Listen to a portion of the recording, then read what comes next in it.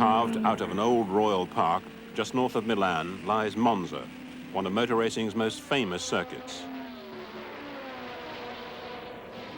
Here, naturally, the red cars of Italy have tried hardest to win, and in the years after the war, they were triumphantly successful. Monza reflects the Italian passion for racing. For some enthusiasts, the greatest experience of all is to drive their cars around Monza's world-famous circuit. Monza è il circuito, il primo circuito italiano. Monza is the main Italian circuit. It came into existence in the 20s, and one could say that the Italian passion for racing and cars is due to Monza. Monza has been the terrain, the environment, the place. You don't have to be a racing driver to come and practice at Monza. When there aren't any races on, Italians can experience the thrill of motor racing. And knowing that they are going around a circuit where great drivers race, it has created this atmosphere, which has given a great impetus to Italian motor racing.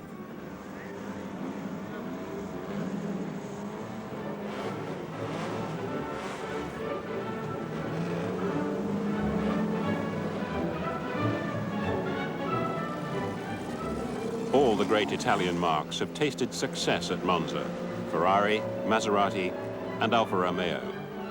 Here, in 1950, Alfa won the first Italian Grand Prix of the new World Championship.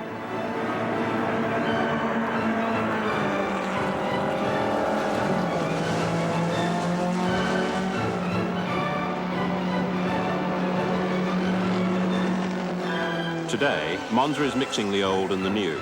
With its most ardent devotees, it evokes the great days of Italian Grand Prix and sports car racing.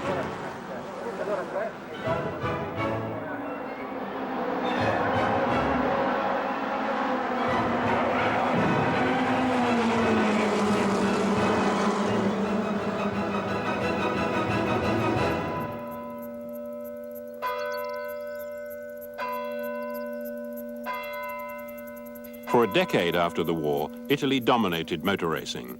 The springboard for their victories was a shrewd decision by Alfa Romeo. When war broke out, they hid some of their cars in a cheese factory.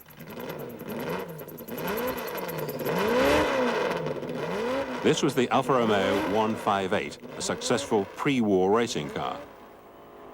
When Grand Prix racing restarted after the war, the Alfetta emerged from its hiding place to sweep all before it. It actually won every race it entered from 1946 until July of 1951. Every single race. I don't think any other Grand Prix car or any other racing car of any description has a record like that. Fangio was world champion with that car. Farina was world champion with that car. It beat everything. And it was constantly being developed. It was always the same design, constantly being updated. The supercharged engine produced great power, but eventually it did less than 2 miles to the gallon. It was eclipsed by less thirsty cars, but not before it carried off the most prestigious prize of all.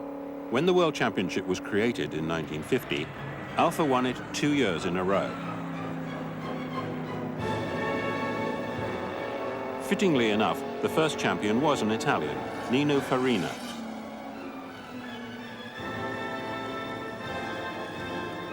Then came Ferrari and the start of a legend. Alberto Ascari won its first 2 world championships with a record 9 races in a row. Italian cars were the key to victory for foreign drivers too. Juan Manuel Fangio from Argentina became world champion with Alfa Romeo, Lancia Ferrari and Maserati. Britain's first world champion, Mike Hawthorn, drove a Ferrari. As Ferrari took over from Alfa Romeo, it launched a career that's made it the most famous name in motor racing. Since its first success, it's competed in every season of the World Championship. Even in its lean years, with its cars outclassed, it's always competed.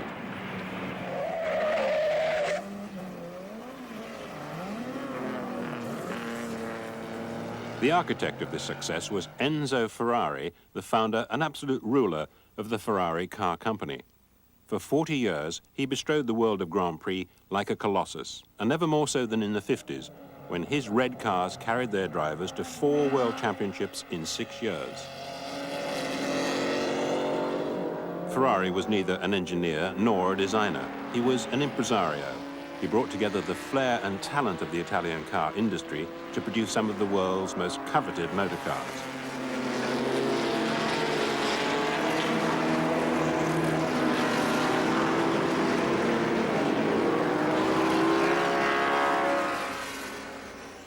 One of the first challenges to Italy in the World Championship came from Britain. The name chosen for the attempt had a patriotic ring to it, British Racing Motors, BRM.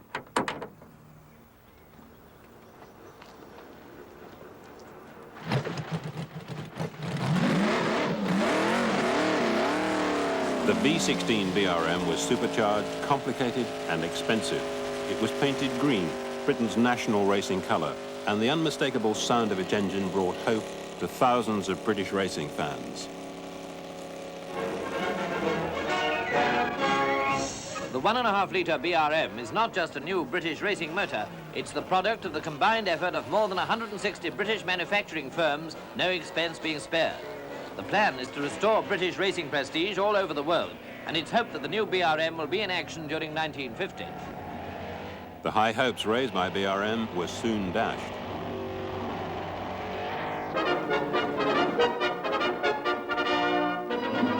Dramatic query of the International Daily Express Trophy meeting is, will the BRM run? And it's answered as Britain's special new racer is rushed onto the track with Raymond Summer at the wheel. Summer did manage 3 practice laps at Silverstone in front of an enthusiastic crowd, but when the race got underway, the BRM broke down on the starting line.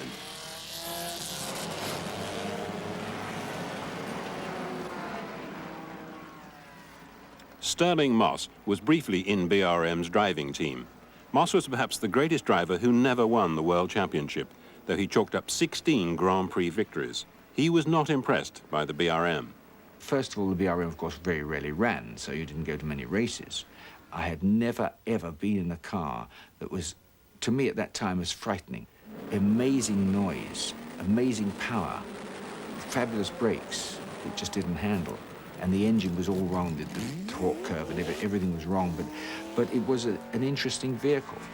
The man behind the BRM was Raymond Mays, a patriotic Englishman and a successful racing driver before the war with ERA, or English Racing Automobiles.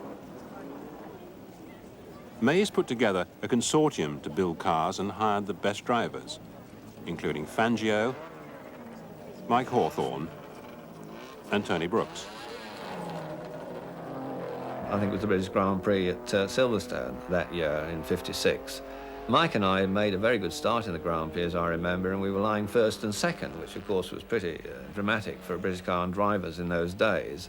But then my accelerator broke, and what I needed in Abbey Curve was just a quick lift on the accelerator and down again, and of course I lift up, you know, and the accelerator doesn't come back up. So anyway, there shouldn't have been any problem. All I did was finish, you know, about sort of 6 feet on the grass, and all that should have been required would be, you know, just a little bit of opposite lock and back on the circuit and continue. It just sort of span out of control, threw me out on the circuit, and did the only decent thing it could do, which was to set itself on fire. And I think that really summed it up. It was better at sort of turning over than it was actually staying on the track. BRM struggled for 10 years before winning their first Grand Prix in Holland, but it took a long time to live down the reputation as an unreliable racing car.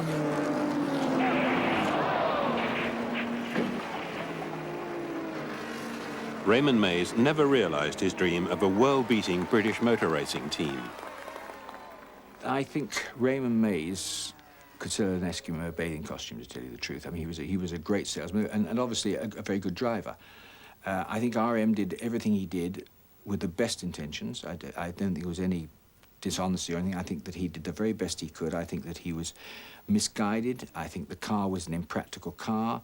It came long before its time. I'm sure it could have worked today, but it couldn't then. And it's just one of those sort of things that never got to where it should have got to with the money that was spent and the effort and the talent. So Britain's first attempt at beating the Italians on the Grand Prix circuit faltered and failed. Now the Germans took up the challenge.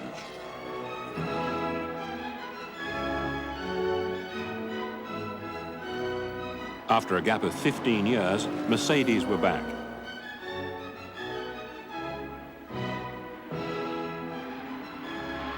They had a brand new car, the W196.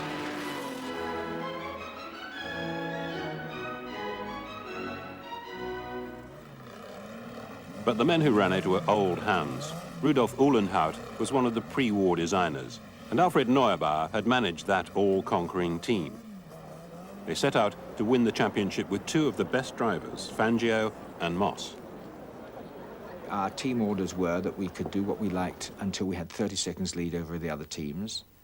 And I would always be happy just to go in right behind Fangio, follow him. We were known as the train, and I'd follow him within a yard or two, and we'd just go until we're 30 seconds and I'd hold my position.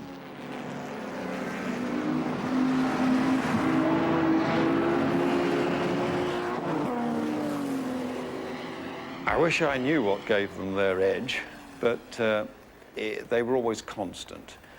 You'd always get a performance from Fangio and Stirling.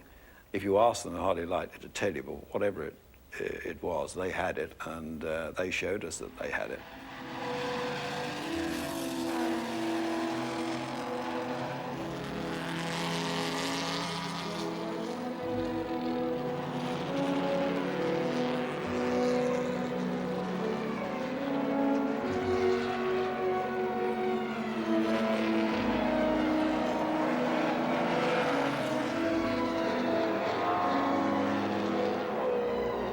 Mercedes outclassed the opposition. In 2 seasons, they won 11 of the 14 races they entered.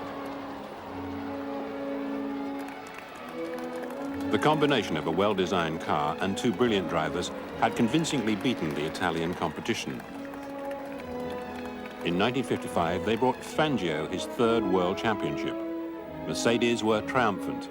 Then, as suddenly as they'd arrived, they were gone. At the end of the 1955 season, Mercedes withdrew from racing. The official reason was the pressure racing imposed on the company's resources. The battle for top honours in the sport settled back into an unequal duel between Britain and Italy.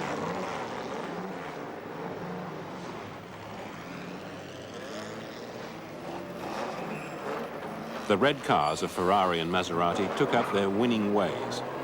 In particular, the beautiful Maserati 250F. The Maserati was built in quite large numbers and was a favourite of Stirling Moss.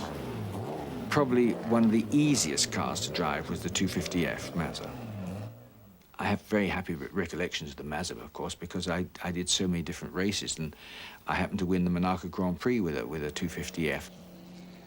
I suppose you've got a basically understeering, nice car, 6-cylinder engine, nice sort of power, exceptionally good gearbox, and fairly good brakes. And Monaco is a very funny circuit. It's a circuit which requires a car that has great precision, and you can move it around. It was such a beautifully balanced car. Moss showed the strengths of the Maserati in 1956 in the memorable Grand Prix at Monaco. Fighting off strong opposition from Lancia Ferrari, he led from start to finish.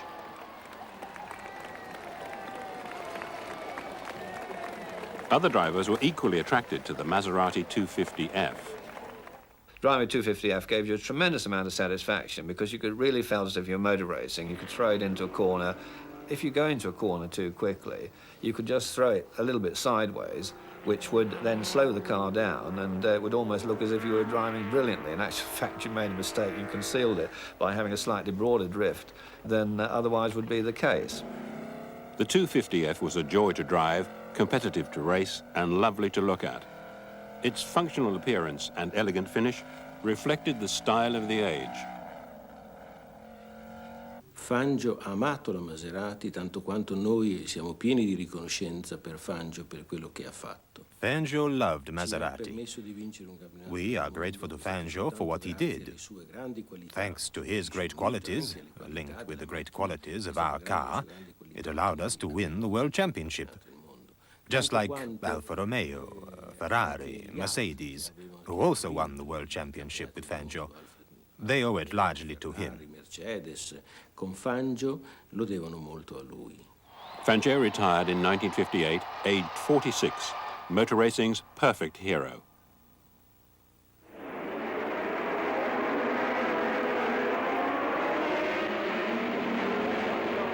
Silverstone was built after the war on a disused airfield, taking over from Brooklands as Britain's premier racing circuit. British motor racing during these years was a poor cousin compared to its neighbours in France and Italy. It had no cars to compete with its continental rivals, but it was a popular sport for spectators.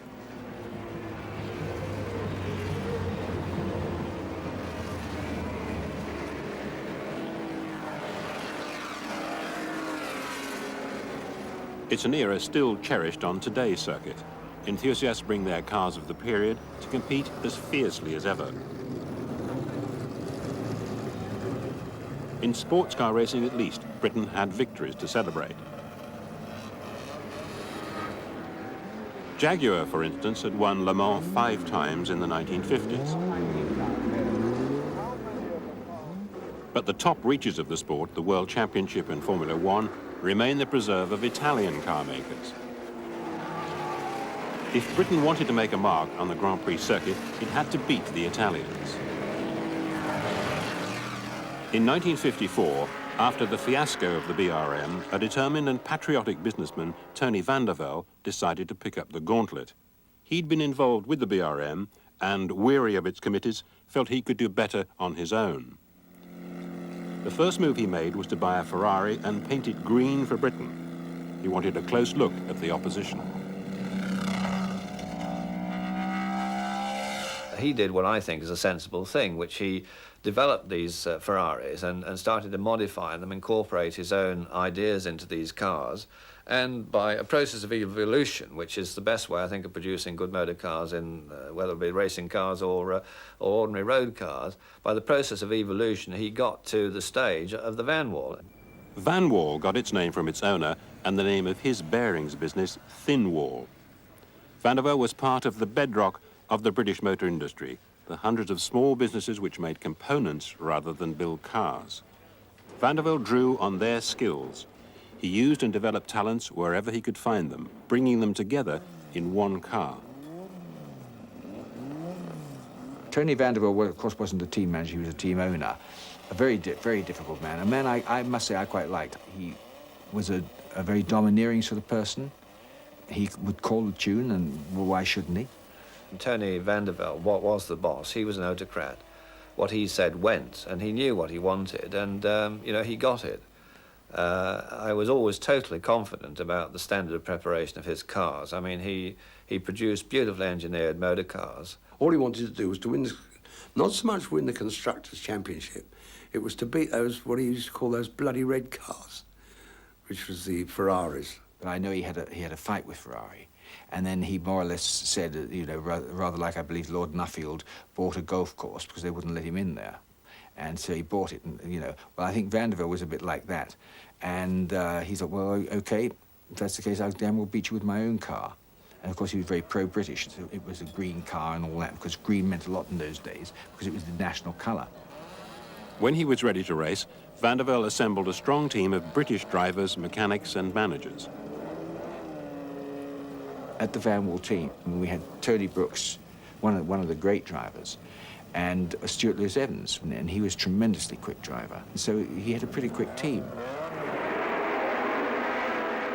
The Van Wall's team's great day came in 1957 when Stirling, Moss and Tony Brooks won their positions on the front row of the starting grid of the British Grand Prix.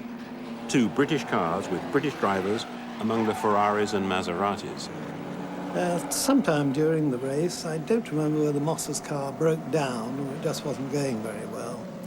He came into the pits anyway, and Brooks was lying about 5th because he'd been involved in an accident at Le Mans about a couple of weeks before and was still rather badly bruised. He shouldn't have been driving, really.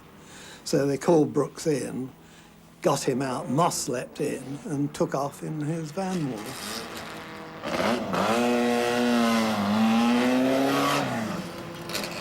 Well, it's one of the best drives I've ever seen. I mean, he just went off. He was going miles faster than anyone else. He overtook car after car. And I don't know, though he was going so fast, sort of 10 tenths all the way, it was still beautifully smooth. You never felt at any time that, my God, this guy's on the ragged edge. He was just driving bloody fast. It was a moment to be savoured, a piece of history. The first time a British car, driven by a British driver, had won the British Grand Prix. The first time any British car had won a World Championship Grand Prix.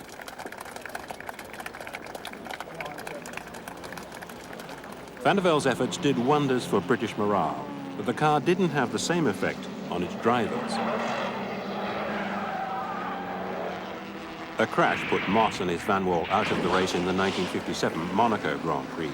Tony Brooks was left to carry the burden of Van der Velde's hopes. 2 or 3 laps later, my clutch gave out, and the Van Wall really had a very poor gearbox at the best of times. It was very heavy. It was, I think, more like a truck gearbox, quite honestly, than a Grand Prix car. And having to make, I think it was 23 gear changes per lap, and that race in those days was 105 laps. That makes something like 2,500 gear changes I had to do in that motor race without a clutch. And I finished up that particular race with a plate of meat instead of a left hand. And at the end of the race, I got the impression that he was rather disappointed with the performance, whereas I was pretty darn pleased that I actually managed to finish at all, let alone in second place. The Van Wall was, contrary to many people's belief, was a very difficult and not a nice car to drive. It was good because it won. On certain, so it was extremely good aerodynamic bodywork. A chap called Frank Costin designed it. It really was a good-looking car. It didn't handle that nicely at all. The gearbox was not an easy one to use. The car was not what you call like it was certainly never like a 250F where you could balance it nicely and so on. It was a car where you had to master it rather than drive it. But for Van der Velde, the sweetest victories occurred at Monza.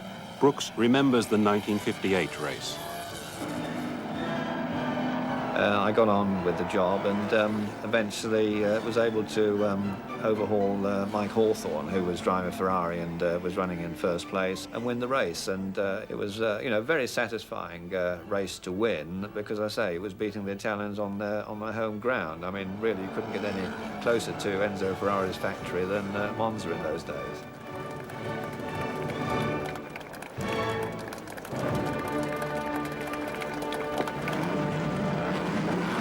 In 1958, Van Wall won the first ever Constructors' Championship. Not long after, Van der Velde withdrew from racing, the last of the old team patrons. He'd paved the way for the British designers, engineers, managers and sponsors who were to revolutionize motor racing in the next decade. Van der Velde's green cars had finally beaten the red ones of Italy, and now other teams were ready to carry on the fight.